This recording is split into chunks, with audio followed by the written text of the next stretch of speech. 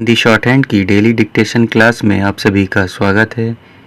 Dictation गति है 70 शब्द प्रति मिनट। आइए आज हम अपने विचारों को उस दिन तक ले जाएं जब हमने गणराज्य की घोषणा की थी। अपनी विकास की योजनाओं के संबंध में हमने वास्तव में काफ़ी प्रगति की है, परंतु क्या हम भारत के सब नागरिकों को दरिद्रता, अभाव तथा कष्ट से मुक्त करा पाए हैं? प्रकृति की शक्तियों को अपने अधीन करने और जनता के कल्याण के लिए उन्हें नियंत्रण में लाने की दिशा में भी हम आगे बढ़े हैं, किंतु हम यह नहीं भूल सकते कि कुछ महीने ही हुए हमें भारत के उत्तर पूर्वी प्रदेशों में भयानक बाढ़ का सामना करना पड़ा था, जिसके कारण यातायात के साधन छिन्न भिन्न हो गए और वहाँ की जनता को भारी हानि उठानी पड़ी। निसंदेह साक्षरता, प्रसार और रोगों के निराकरण के महत्वपूर्ण उपाय भी हमने सोचे हैं। यद्यपि अभी भी देश के बहुत से भागों में निरक्षरता और बीमारी पर्याप्त मात्रा में दिखाई देती है, जन कल्याण की योजनाओं को हम बराबर आगे बढ़ाते रहेंगे।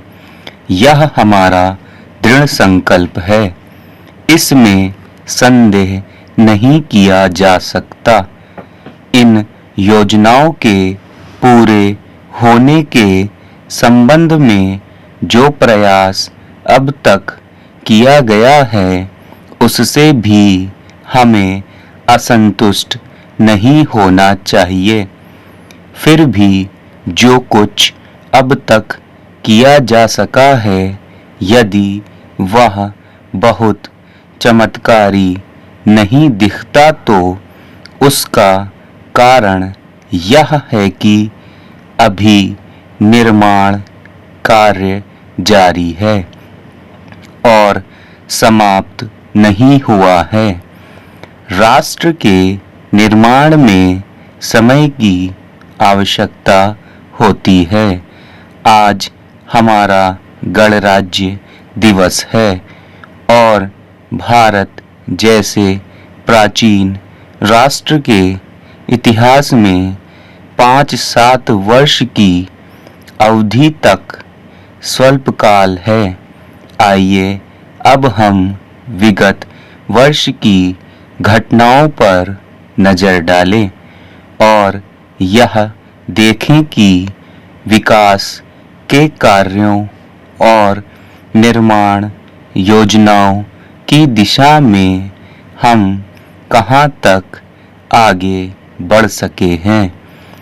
यदि मुझसे यह कहा जाए कि बीते वर्ष की घटनाओं का वर्णन मैं एक वाक्य में करूं, तो मैं कहना चाहूँगा कि संविधान में दिए गए निर्देशों के अनुसार हमने समस्त राष्ट्र के साधनों को ऐसे ढंग से जुटाना आरंभ कर दिया है, जिससे यह स्पष्ट हो जाता है कि भारत में कल्याणकारी राज्य की स्थापना का श्री गणेश हो चुका है।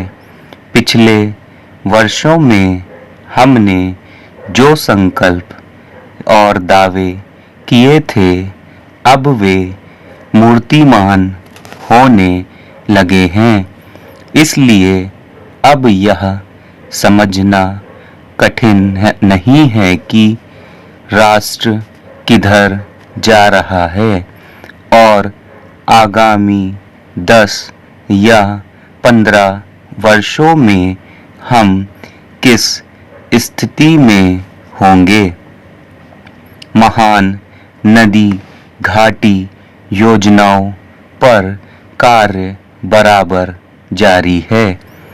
इनमें से एक योजना भाखड़ा नांगल योजना से बहुमूल्य पानी और बिजली पंजाब तथा राजस्थान के भागों को मिलने भी लग गई है। दामोदर घाटी योजना से कुछ समय हुआ बिजली प्राप्त होने लगी थी।